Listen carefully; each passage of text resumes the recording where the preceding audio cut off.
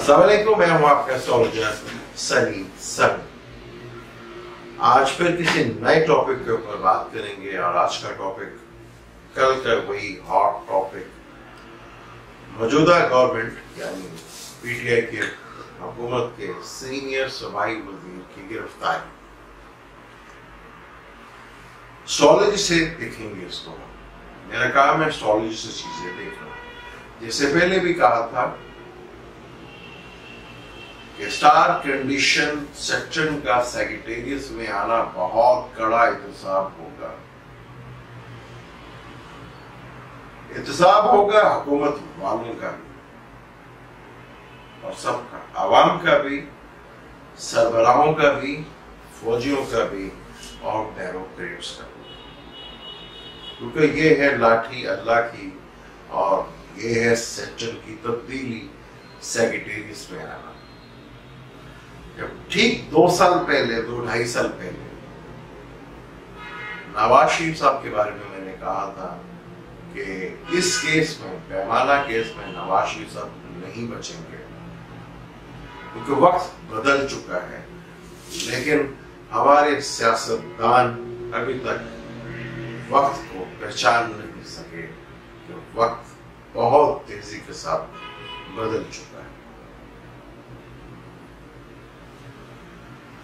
मेरा काम है एस्ट्रोलॉजी से चीजों को देखना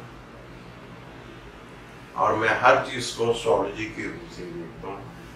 मैं नहीं देखता टीवी। टीवी देखेंगे तो तफसीरें देखने पड़ेंगे। ना चाहते हुए भी एस्ट्रोलॉजी को छोड़कर मैं तफसीरों की तरफ बात करने लगूंगा, इसलिए मैं किसी चैनल को नहीं देखता।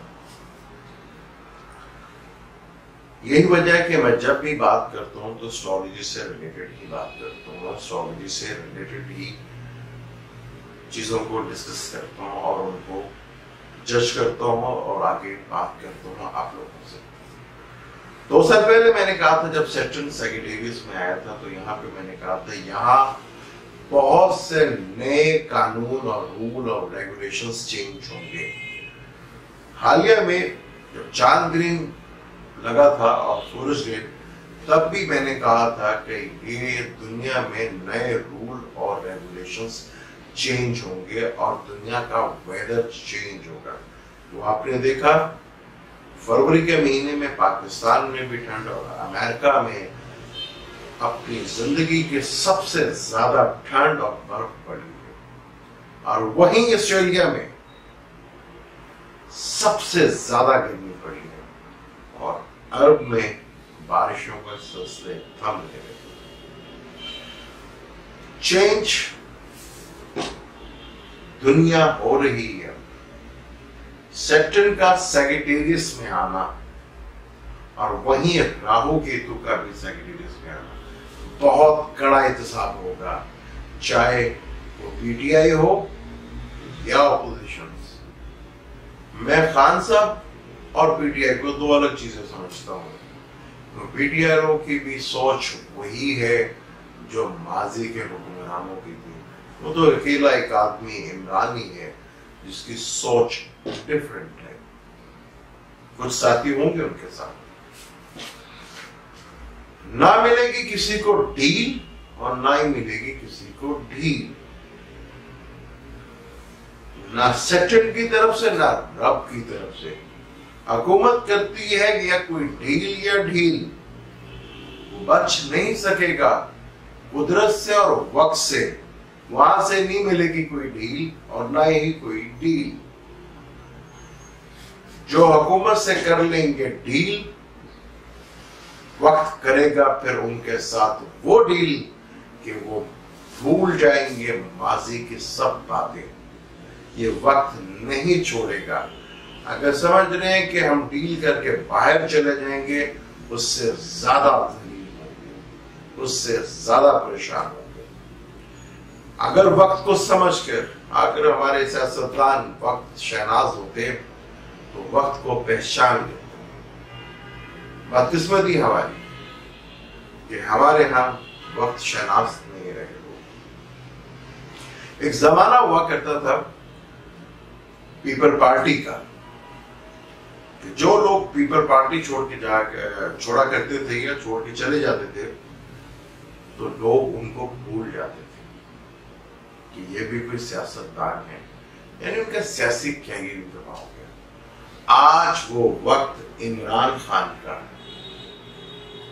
چاہے کوئی سیاسی ہو، چاہے کوئی بیوروکریٹ ہو، چاہے کوئی میڈیا کا آدمی،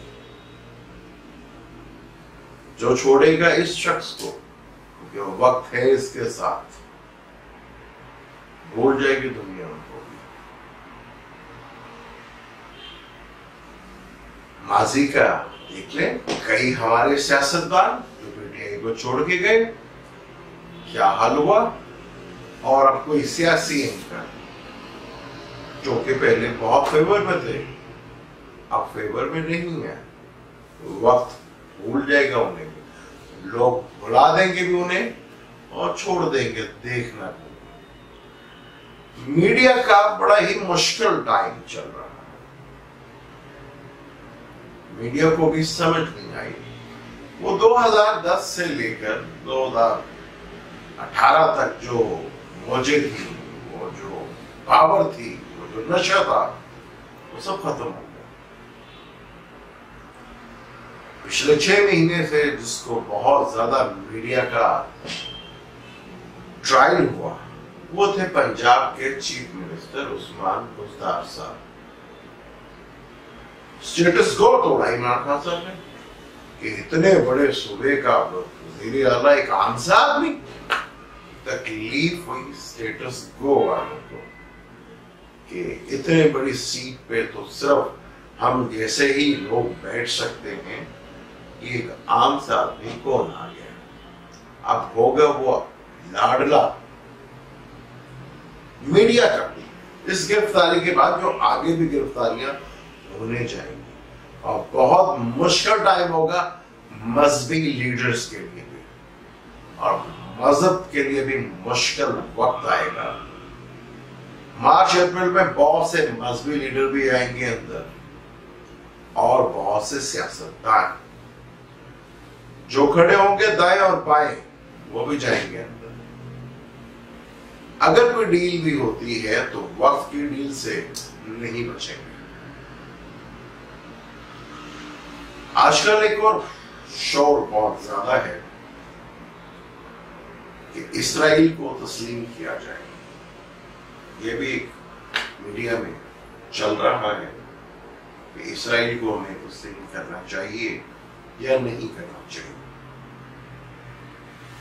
اس کے بارے میں تھوڑی سی ہماری انفارمیشن کم ہے، عوام کی بھی اور لوگوں کی بھی۔ ہم ہر اسرائیلی یہودیوں کا ہے، اب ہم ہر یہودی کو زائنسٹ سمجھنے تھے، ہر یہودی زائنسٹ نہیں، یہودیوں میں بہت اچھے لوگ ہیں۔ اسرائیل میں درجن سے زیادہ ایسی تنظیمیں ہیں جو ان مظلوم فلسطینیوں کے لیے مدد کے لیے سب سے آگے جاتی ہیں، ان کی مدد کرتی ہیں، جو کوئی مسلمان ملک نہیں کرتا۔ اسرائیل کی درجن سے زیادہ تنظیمیں، بلکہ ایک تنظیم تو جو فوج کی بھی ہے، وہ کہتے ہیں کہ ہم اسرائیل پہ تو جان قربان کر سکتے ہیں، لیکن کسی کی زمین پہ قبضہ کرنے کے لیے یہ ہمارا زمین گوارا نہیں کرتا۔ اسرائیل یہودی، اور ایک تنظیم تو ایسی ہے جو مذہبی ہے، جو تسلیم ہی نہیں کرتی اسرائیل کو کہ یہ ایک ناجائز ریاست ہے۔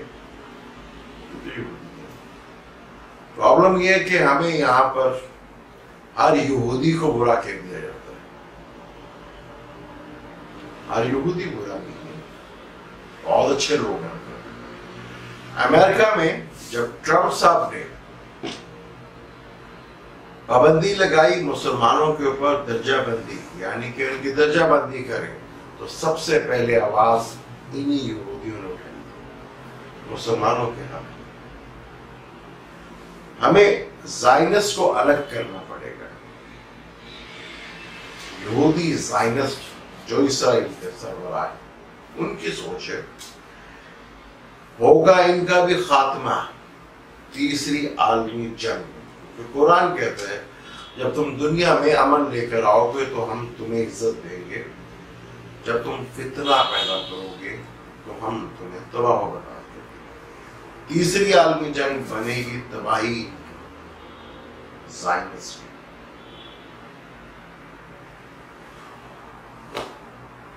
تسلیم کرنا یا نہیں کرنا.